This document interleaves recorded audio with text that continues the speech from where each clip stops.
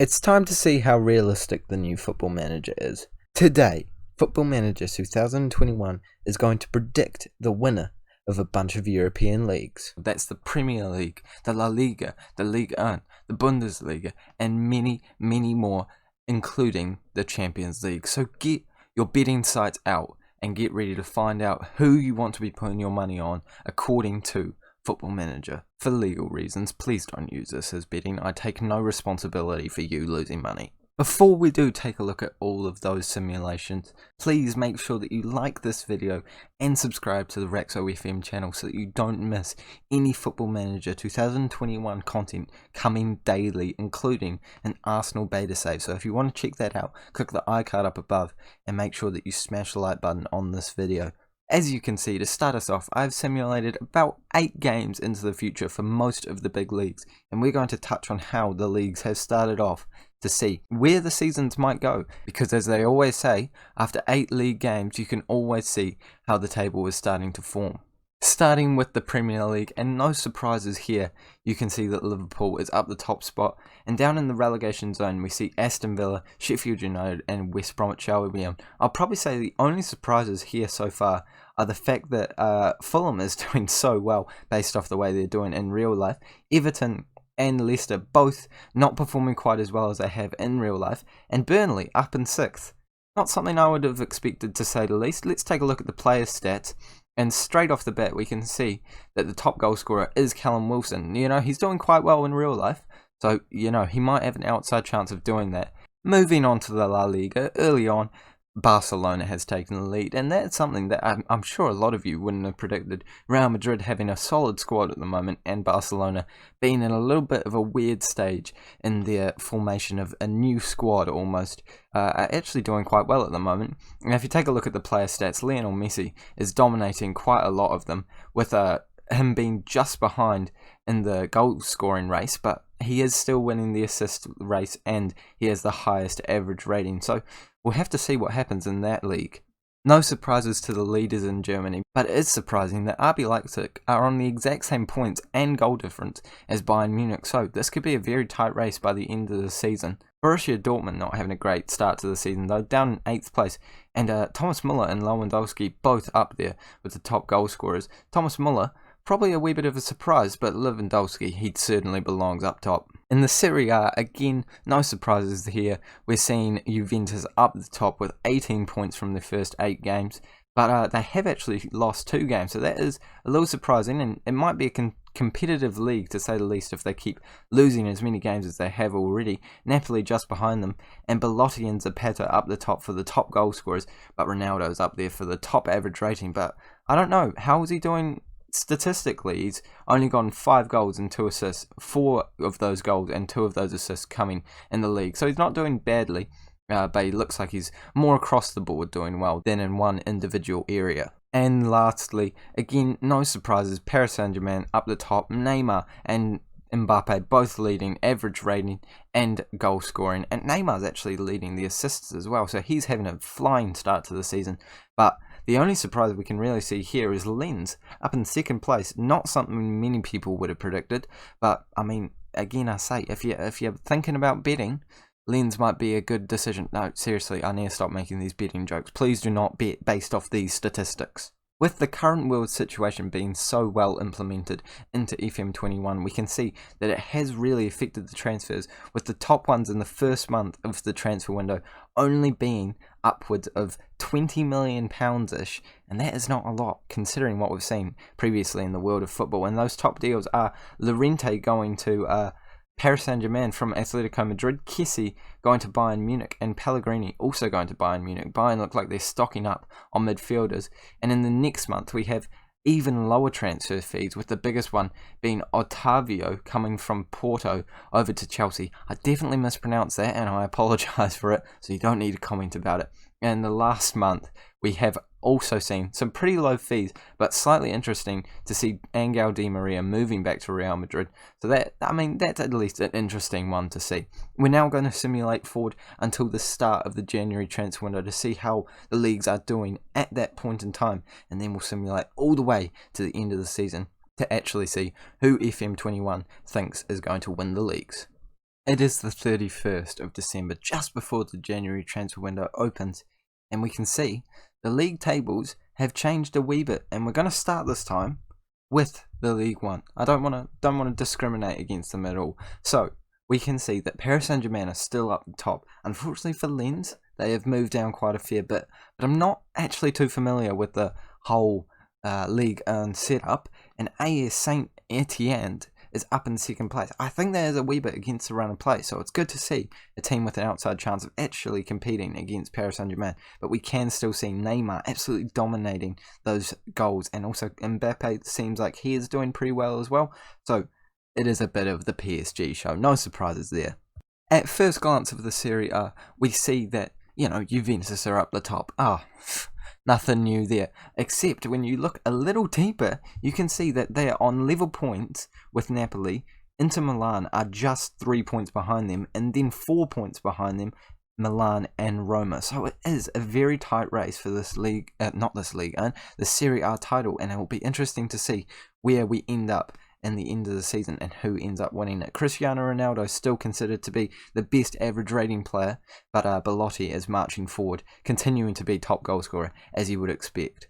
Again, a little bit of a misleading one here in the Bundesliga. We see that RB Leipzig and Dortmund are up in the first two places, but Bayern Munich, if you take a look, they're on 26 points and they have 2 games on hand on RB Leipzig. So if they win both of them, they could easily go 3 points ahead of that side. And you have to say, it's kind of what you'd expect. Lewandowski up in the top goal scorer. Hahn, not a man I would have expected for Eintracht Frankfurt. So it's good to see, an interesting one, but certainly not the most surprising table, but it's good to see that it's a tight race in the Bundesliga.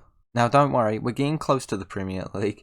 We can see here in the La Liga, it is still a very tight race between Real Madrid and Barcelona, but Barcelona have moved back down into second place with a game in hand on Real Madrid. They could move within 1 point of them, but it is absolutely the Messi show. 12 goals, 8 assists in only 13 games. This man is on fire this season, and you have to say it's really finally showing that maybe FM have put into the game that Messi can be insane, because you normally see him doing pretty average, but it seems like he's really showing his true colours in the game like he would be in real life. So it's interesting as to whether or not that would happen, and we can see Atletico Madrid potentially doing not as well as we would expect. Atletico Bilbao just ahead of them, but they could overtake them with the game in hand, and they might have to do some business during the transfer window to help push them towards that Barcelona and Real Madrid spots. And just before we simulate forward to the end of the season, we can see that Liverpool is still up top with a game in hand on the team below them in the Premier League. So they could go as far as, I'm doing quick maths here, it's 6 points ahead of Manchester City. Chelsea could overtake Manchester City very easily by winning their game as well. So it is an interesting race, but one that we think that Liverpool probably will be winning by the end of the season. Newcastle up and around 7th place, which is a very interesting spot for them to be in. Aston Villa, Crystal Palace and Brighton, all teams that you could see potentially being in the relegation zone, even if it won't happen in real life. I'm certainly not saying that they're going to get relegated in real life. Please don't attack me if you support Brighton, Crystal Palace or Aston Villa. Lacazette, top goal scorer, very unrealistic. I will go out on a limb as an Arsenal fan and say that one is unrealistic, but it will be interesting to see where we get the top 6 finishing, because right now they're all in the top 6. Well, you know who I mean by the top 6. So maybe one of them will be knocked out, and potentially Newcastle, Wolves or even Burnley could move up into those top 6 spots. But don't you think I forgot about European football? We'll take a look at where every single team has placed in the Europa League groups before checking out the Champions League. So Tottenham and this Belgium side, I believe, have moved on to the next round. Wolfsburg and this Czech Republic side have moved on to the next round. Then Nice and this Russian side have moved on to the next round. If I'm not saying the name, it just means I'm stressed about getting the pronunciation wrong. Then we've got this Bulgarian side and Ghent moving on to the next round. No surprises, big surprises so far. Villarreal and Feyenoord moving on there. Arsenal and Red Star moving on in the next group. Real Sociedad and Bayer Leverkusen moving on in their group. Again, no surprises there. Braga and Standard from Belgium moving on to the next league. I know that that's actually not how you say that team's name, but we're rolling with it. Lille and PSV moving on from the second to last group. Actually, no, there's quite a few more. Napoli and Rostov moving on to the next stage. Leicester and CSKA Moscow. That is a tough group, with Hoffenheim probably deserving to go ahead in most other groups. Rangers and Roma moving on. And if you want to take a look at how they are facing each other in the first knockout stage, this is who everyone is playing. With an unsurprising Europa League group stage, I want to see some real upsets here. We see that Manchester City and Atalanta have gone through, then Juventus and Borussia Dortmund, Barcelona and PSG. Those would have been some interesting league games, with one of the best games of all time I've ever seen live being between Barcelona and PSG, when Barcelona did that insane comeback. If you remember that game, make sure to let me know down in the comment section below. Chelsea and Zenit moving on. Unlucky for Ajax, going out on not only goal difference, but oh my goodness, it's gone down to... Does it go down to yellow cards after that? They've played the exact same amount of games, gotten the exact same goals for, exact same goals against. I think it might go down to yellow cards. I've never seen that before. Please let me know down in the comment section below what it actually goes down to. But that is ridiculous to see. Not something I expected at all. In the next group, Liverpool and Lazio move on. Real Madrid and Manchester United move on in that next group. Inter and Bayern Munich moving on in the next one. Atletico Madrid and Porto leaving RB Leipzig, the semi-finalists last year, out of the competition already. So nothing too drastically surprising there. I'd say the biggest surprise is the RB Leipzig one, but that is a tough group, and Porto on their day can beat any European side, debatably. We're going to simulate forward now to the very end of the season, just before the Champions League final, and check out what Football Manager 2021 has predicted for your league. The January transfer window has shut and the seasons have ended, but it's time for us to take a look what actually happened before the seasons ended in that January transfer window. And the top deal, $49 million. Nathan Redmond to Arsenal. Now I have to say I'm not sure Football Manager are on the money with this one. Very interesting to say the least. Bernard has come in from Everton to Southampton, I assume to replace him. We've also got Diallo going to Manchester United, quite a young player, so we quite like seeing that, a good potential wonder kid in this year's Football Manager.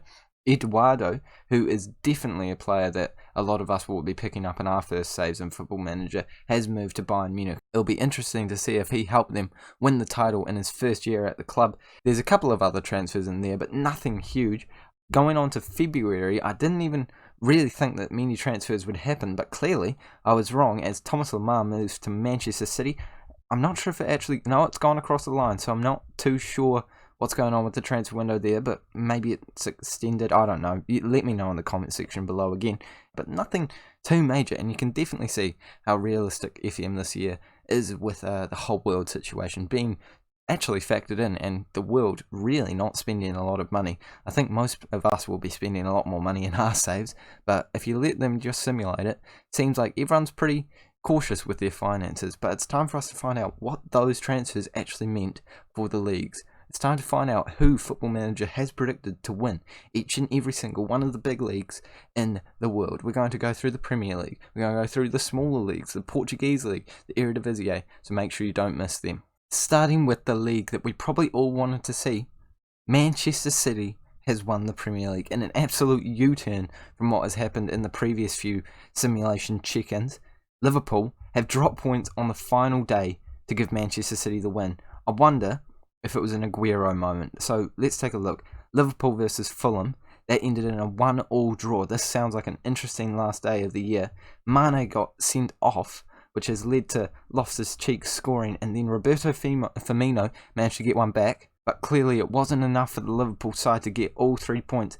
And then over in the Manchester City game, they got a 2-0 win against Leeds, and that one looks a bit more comfortable than their game against QPR was. So I don't think we had anything too dramatic, but I mean, I think it did go down to the last day of the season.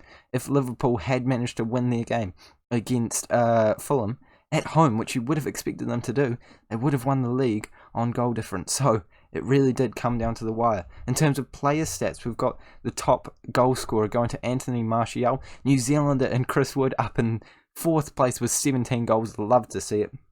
Van der Beek has an outstanding first year for Manchester United with 16 assists. Going back to the league table, we can see that the teams that actually qualified for Europe in the end were Manchester United, Liverpool, Tottenham and Manchester City for Champions League. And then it was Wolves and Chelsea that managed to get the 5th and 6th spots for Europa League. Arsenal just missing out with the Europa League 2, unfortunately for them. And the relegated sides, I'm sure it was a very tight race with all of them on the exact same amount of points. Sheffield United, Aston Villa and West Brom. I think West Brom's a fair call, but Aston Villa and Sheffield United, it'd be interesting to see what happens. But right now, Aston Villa are closer to the other side of the table. So it's a very interesting Premier League season, one that came straight down to the wire, and everyone else in the mid-table seems about right. You'd expect Leicester to be a wee bit higher, but it's not too out of the gate early on, but Manchester City have come away with a surprise victory in the Premier League. Against all the odds, Barcelona have won the La Liga, and Atletico Madrid have beaten Real Madrid to second place, a team that weren't doing too well last time we checked in on them. Unfortunately for Real Madrid, they've seemed to have turned their form around and they've finished in second place. So that means that European football does end up going to Atletico Bilbao, Real Madrid, Atletico Madrid and Barcelona for Champions League. Then Real Betis, Real Sociedad and Villarreal managed to get European football in either the Europa League or the Europa League 2. The relegated sides are 3 sides. I'm not actually going to try and pronounce their names, but they're not as good as the other sides. As far as the top goal scorers and assisters has gone, Maxi Gomez is the top goal scorer, and Messi has really dipped after a while. You know, he was doing insanely well this year at the start of the season, but 23 goals and 18 assists, it's 31 plus 10, 40, 41 goal contributions all season in 38 games. I mean, that's pretty Messi-esque if you ask me. 8.58 rating. I think this man's winning the Golden Boot and the Ballon d'Or this year. Probably not the Golden Boot because he didn't actually win the Golden Boot. But you know what I was trying to say.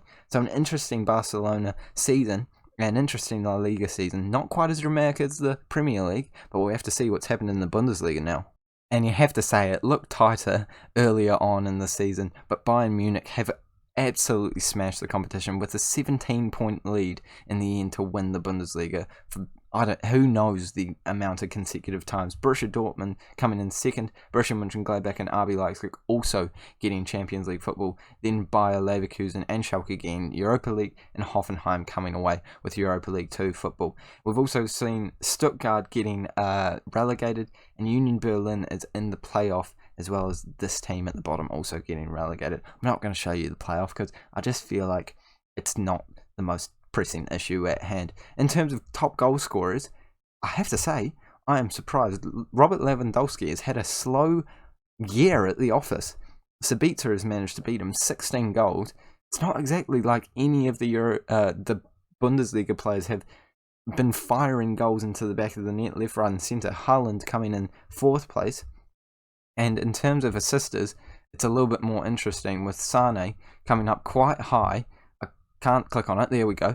Coming up quite high with 15. And Reina, the youngster from, I believe he is originally from USA in this save, but he seems to have changed his allegiance to English in this one. He comes away with a very good breakout season with 12 assists, and clearly he's made an impact in this league. So again, not too interesting, but it is the Bayern Munich party once again in the Bundesliga. And you thought the Premier League was close. Juventus have won on goal difference to beat Napoli to the Serie A title. Again, consecutive wins for them. Inter were just behind them as well, winning their last 5 games in a row. It was a very intense league season. Actually, even AC Milan, were in with a shout with 79 points, only 2 points away. It really did come down to the wire. Actually, AC Milan, if they didn't draw their last game. Never mind that. Let's act like I didn't say that. Moving on to the statistics, Martinez is the top goal scorer with Sergio Immobile just behind him. Cristiano Ronaldo in 3rd with 18, and it seems like he has had a pretty good season overall with being the top average rating player as well. Dybala getting a lot of assists, and this youngster who's from Sweden, and I know he's a very good player, but I actually don't know how to pronounce his name, getting a lot of assists as well. So Again, not a very surprising result, but the way it is done is actually quite interesting. And it's time to see if PSG can pull off an upset by not winning the Ligue 1. I'm not going to lie to you, I wouldn't put my money on it at all. Well, I wouldn't have lost my money if I did end up making that bet. They have won by 12 points. That's not 12. No, it is 12. Okay, I second guessed myself and then realised, don't worry, I'm a genius. I know how to do maths. So it is actually Lille just behind them and Olympic Lyon just behind them. So it wasn't a very tight performance. It was about what you expected from the Ligue 1 season. And Mbappe being the top goal scorer again, nothing too surprising. Neymar just behind him with 19 goals, but he has also come up with 12 assists, so I imagine Neymar would certainly have been the player of the year. I haven't actually gone through these for the rest of them, but I'm just curious here. I might actually go back and take a look at the Premier League one. There we go, best player, hasn't been given yet.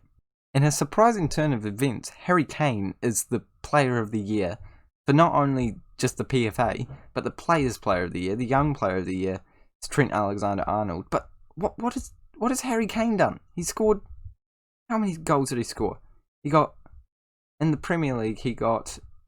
where is it? There we go. 15 goals, 9 assists. Actually, with those assists, you can see how he's been given such a high rating. I mean, 4th place though. You'd expect it to have been a Liverpool player or a Manchester City man. But we're actually now going to move on to the smaller leagues. And this is going to be less intensive. But we are actually going to go over as many as I can. So skip forward and check out the ones that you want to take a look at. Or, ideally, just watch them all. In the Portuguese league, Benfica have just beaten Porto with Tony Martinez, I think a West Ham reject, being the top goal scorer, which is, I mean, a good wee underdog story for him. In the Belgium league, Club Brugge have managed to come away with the win. Anderlecht down in 3rd place.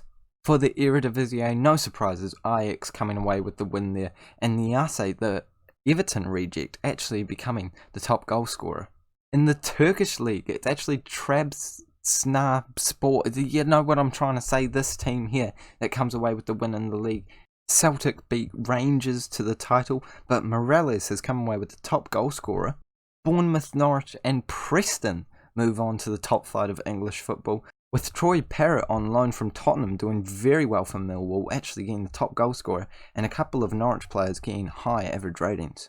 And I had to add in my league, the Wellington Phoenix have finished down in 10th, and Melbourne Victory have won the A-League. But David Bull, he's a top goal scorer. I'll take it. But moving on to the big competitions, the European ones. Going from the round of 16, this is what happened. No massive upsets in the round of 16, although Ajax losing 5-1. It's a little bit harsh. Then we see in the quarterfinals, it'd be a little bit surprising that Tottenham get knocked out, but Napoli deservedly go through, as well as Arsenal. And I guess you could say Real Sociedad might have had a bit more trouble with Sevilla than they had, but I mean, it was a very tight affair. Roma then go on to the final. They don't. It's Napoli that then go on to the final against Arsenal as they fend off Sociedad. And in the final, Napoli come away with a 1-0 win. And if we take a look at that fixture, it was a goal to Politano in the 18th minute, which managed to get them across the line and give them qualification into the Champions League next year. Statistically speaking, it looks like Arsenal have performed very well. Aubameyang top goal scorer with Lacazette not far behind, and Thomas Partey getting the most assists. Apart from that, Harry Kane has the most man of the match awards, and it seemed like a very close competition overall, where a couple of teams probably could have won it in the end.